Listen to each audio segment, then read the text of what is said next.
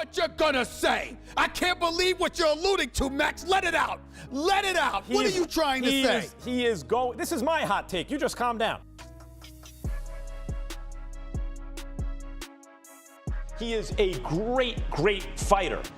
A good big man doesn't beat a great little man. It takes something more than a good big man to do that, and Lopez is more than just good.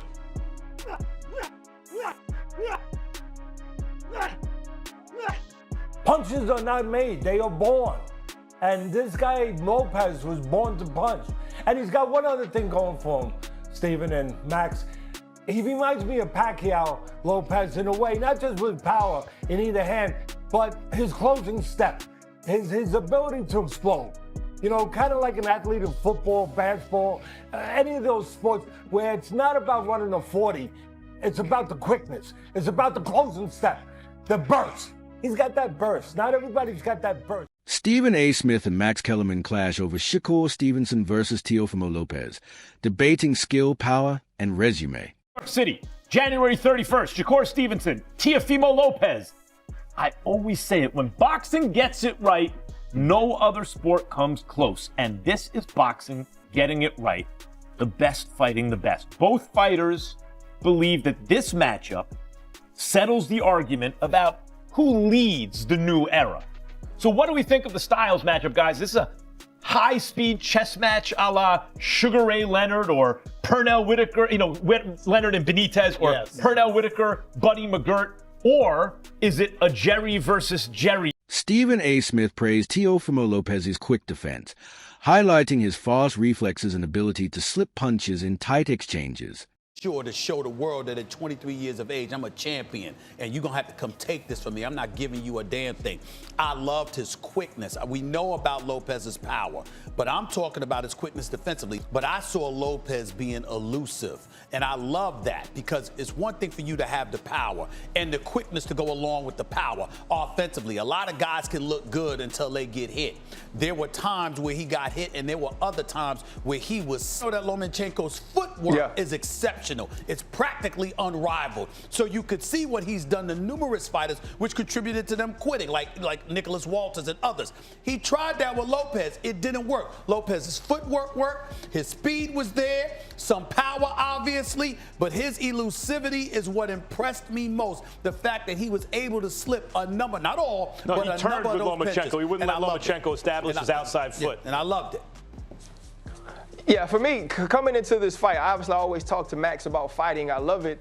I was thinking, and Lopez mentioned it pre-fight, everybody thought it was going to be very Mayweather-Canelo when they fought, and that he would be outclassed. If you look at the first 6 rounds, it was about patience. He was patient. He didn't rush himself. He used his jab, which is something that we aren't used to seeing. Teddy Atlas joined Stephen A. Smith and Max Kellerman, arguing that Teofimo Lopez's biggest challenge is facing the best pound-for-pound fighter. Atlas stressed Shakur Stevenson's elite fundamentals, saying Teofimo's athleticism alone won't be enough against a technician of that level. Challenge lies ahead for Lopez this upcoming weekend. What challenge? The challenge of fighting for me, my estimation, the pound-for-pound best fighter in the world. Either him or Crawford. You choose it, it doesn't matter. You could flip-flop either one of them. They're the 2 top guys. The challenge is to get his bomb to the target. Yeah, like Customano, my mentor, used to say, you know, Teddy, having power is great, but if you don't have a means to get it to the target, it has no value. It's like a military weapon, he used to say. If you don't have a missile, it just blows up and makes a big hole in the ground. So that's the challenge. Get it to the target. Get it to the chin or the body. This might be a good idea with a guy who moves his head so much, but get it to the target with Lomachenko. So keep yourself together mentally with all that going on, with all the chaos stuff coming at you, and don't get discouraged. Don't get frustrated if he's hard. Kellerman repeatedly emphasizes that Stevenson doesn't merely win fights. He neutralizes opponents. His footwork, distance control, and anticipation allow him to dictate the pace of every bout. Shakur is one of those guys and who comes along, and I think this is really the question about him. I said he is one of those. Is he one of those guys? Like Pernell, like Roy, like Floyd, their defenses were so good and they boxed in a way where they weren't going to take unnecessary risks, they weren't running and holding. You know, I had a problem with the second half of the Haney-Norman fight because I felt like they continue to box. Purnell did, Roy did, and Shakur does now, right? But when a guy has those advantages in boxing skill and speed, and they don't take risks, they are almost impossible to beat. So no matter who Purnell was fighting, no matter who Roy was fighting, if someone would have asked me who they're going to be, they're fighting Godzilla, Purnell. They're fighting Roy.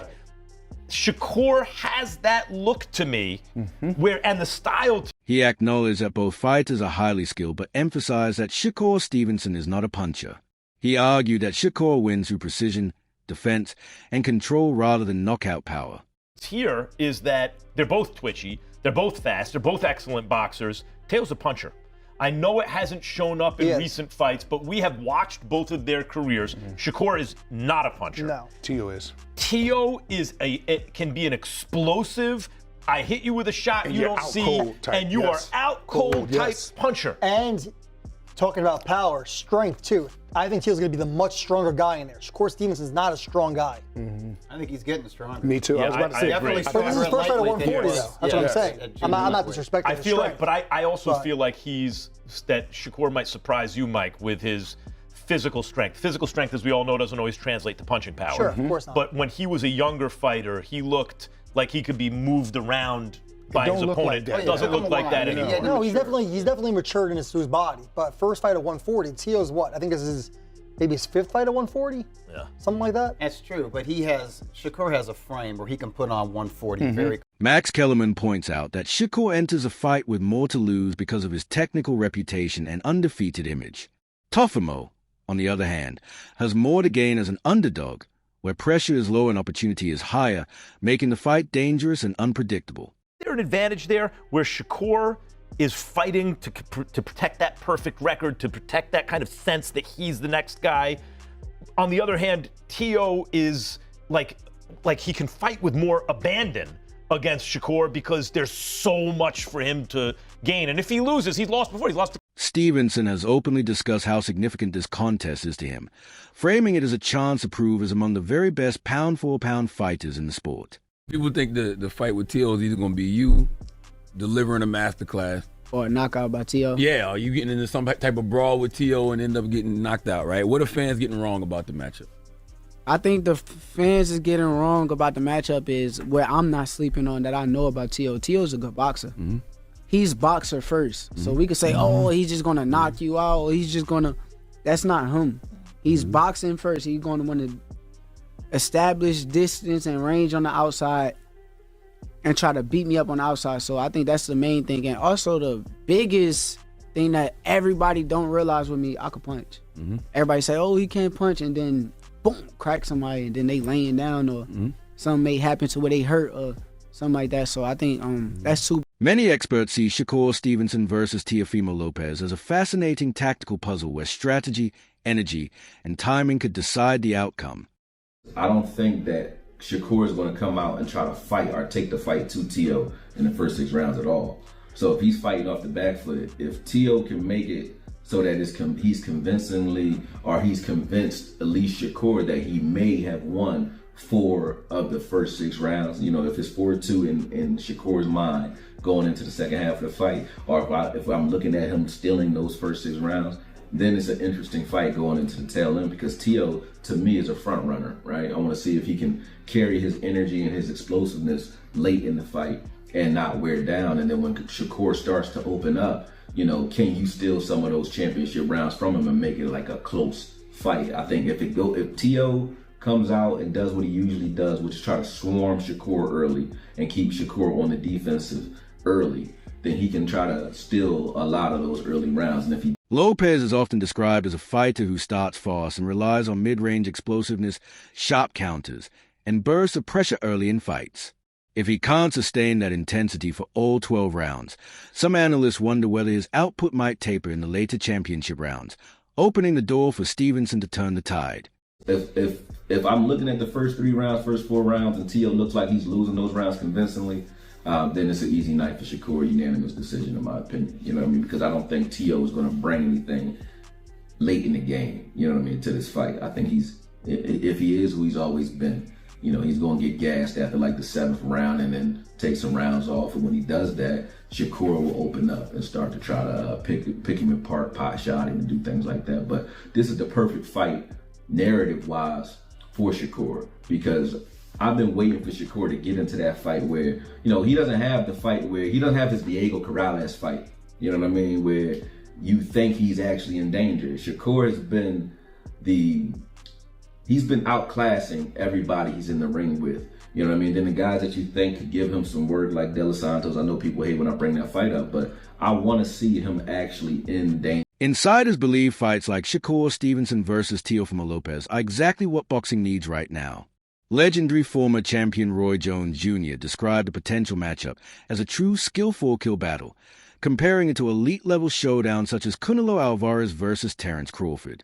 According to Jones, bouts of this caliber restore credibility to the sport by putting the best fighters against one another in their prime. With you, Pierre, Shakur and Teofimo Lopez, Shakur Stevenson getting it on in about 3.5 weeks or something like that. Also on the undercard is Keyshawn Davis, but the main event. Let's jump into the main. Tell me what you're thinking. You got an ultimate skill fighter versus a boxer who's twitchy, and twitchy sometimes beats out skills. Sometimes that's the side that can really beat a straight up boxer to me. Somebody who's twitchy. Because they don't fight, as normally as most boxers fight. They give angles, body movements, bouncing around like a Lomachenko would done, even a Crawford does, moves different angles and so forth. That's why they can beat a lot of